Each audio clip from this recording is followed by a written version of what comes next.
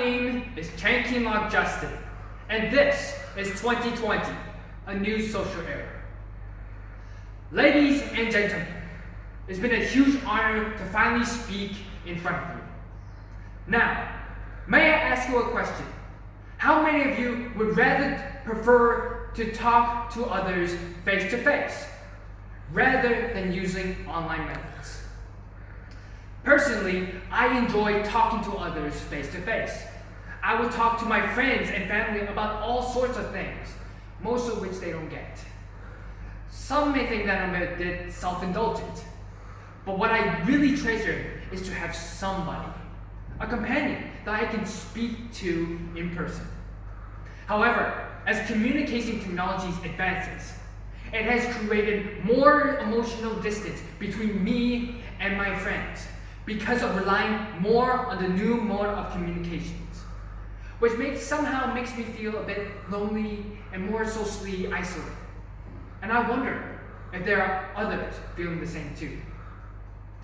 Nowadays, we have to use new technologies and online communications to manage all sorts of things, including events in our lives. But how does this affect our daily and social lives, and now and as well as the upcoming future? When I was little and naive, I made a wish that one day we could just stay at home, grab a PC, and have lessons online. Now this wish eventually came true. At first, it seems pretty convenient to communicate and connect with others whenever you desire. But as the days passes by, I can see that there are many flaws in my naive wish. One of the major drawbacks is the physical isolation or alienations that we feel when switching to mostly online communications. But hey, you might say, isn't social media or online communication technologies could help you stay more connected with others? Well, that is really hard to say, especially for those who can't afford smartphones, computers, or find it really hard to afford monthly internet fee or data plan. To stay connected may not be as easy as we expect it to. Even for those who could afford it, there are often too many distractions on the internet, which could sway them from engaging into normal people-to-people conversations, as we used to do. Some may even develop internet addictions, which would ground them to stop using their smartphones or computers by their parents, and which unfortunately will also affect the continuous link with friends.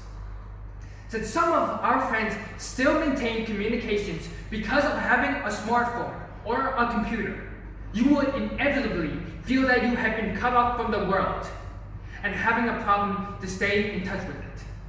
Now how sad that is. So, should we conclude that the communication technologies has indeed made us become more socially isolated and lonely? Well, on paper, it looks like it does.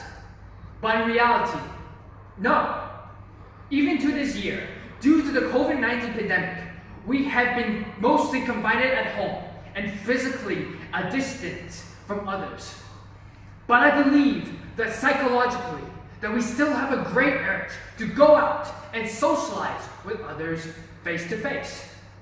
And we are trying to explore different new ways to try to break isolation and overcome loneliness by staying connected and enhancing our social lives.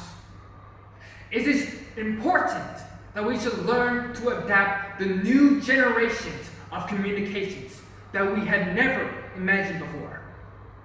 But however, it is also important that we don't lose the art of communications, for which I mean the beauty of verbal communications, in which we can use words and language that we've learned intellectually and emotionally, bonding with one another through talking, mutual appreciation, and the sharing of knowledge and different perspectives.